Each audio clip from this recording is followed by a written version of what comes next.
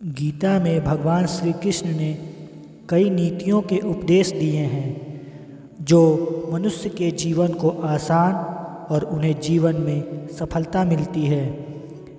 ऐसे मनुष्य के जाने अनजाने में किए गए पाप कर्म माफ़ हो जाते हैं। आइए जानते हैं उन कर्मों के बारे में। दान करने का अर्थ है किसी ज़रूरतमंद को वो चीज़ निःशुल्क उपलब्ध करवाना जिसे पाने में वो अक्षम है। दान करने से पहले या बाद में किसी को भी दान के बारे में नहीं बताना चाहिए। दान को हमेशा गुप्त ही रखना चाहिए। कई बार ऐसा होता है कि हमारा मन और दिमाग दोनों विपरीत दिशा में चलते हैं और हम अधर्म कर बैठते हैं।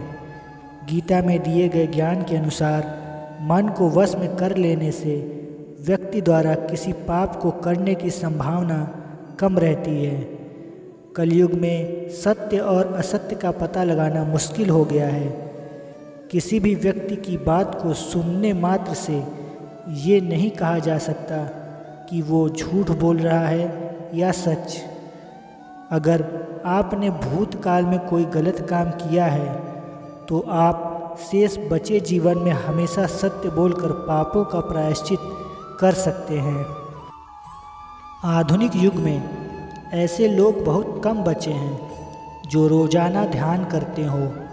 पूजा पाठ भगवान को प्रसन्न करने के लिए नहीं बल्कि स्वयं का स्वयं से मिलन करवाने के लिए किया जाता है।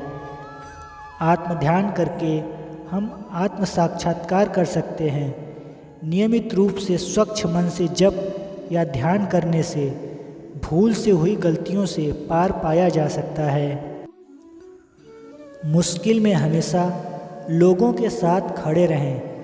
कभी भी किसी को दोस्त बनाएं तो दिल से दोस्त बनाएं, उसकी हैसियत देखकर नहीं। धर्म के मार्ग पर चलें और शांति के लिए अंत तक प्रयास करते रहें। श्री कृष्ण जी का जीवन कहता है कि आप कोई भी हों, संसार में आए हैं तो संघर्ष हमेशा रहेगा। मानव जीवन में आकर परमात्मा भी सांसारिक चुनौतियों से बच नहीं सकता। कृष्ण ने कभी किसी बात की शिकायत नहीं की। उन्होंने हर परिस्थिति को जिया और जीता है। श्री कृष्ण जी कहते हैं, परिस्थितियों से भागो मत, उसके सामने डट कर खड़े हो जाओ, क्योंकि कर्म करना ही मानव जीवन का पहला कर्तव्य है। हम कर्म करके ही अपनी परेशानियों से जीत सकते हैं।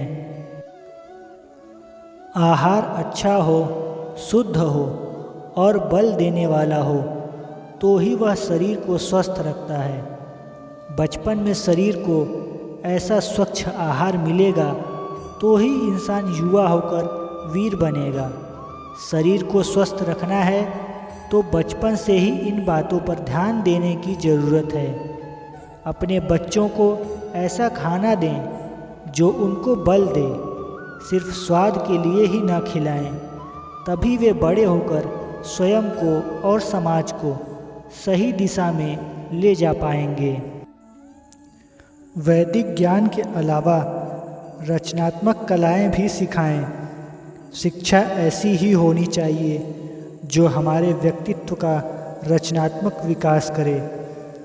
बच्चों में कोरा ज्ञान ना भरें, उनकी रचनात्मकता को नए आयाम मिलें, ऐसी शिक्षा व्यवस्था हो।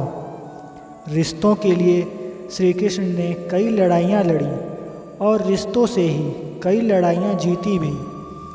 उनका सीधा संदेश है, सांसारिक इंसान की सबसे बड़ी धरोहर रिश्ते ही हैं। अगर किसी के पास रिश्ते नहीं हैं तो वो इंसान संसार के लिए गैर जरूरी है। इसीलिए अपने रिश्तों को दिल से जिएं, दिमाग से नहीं।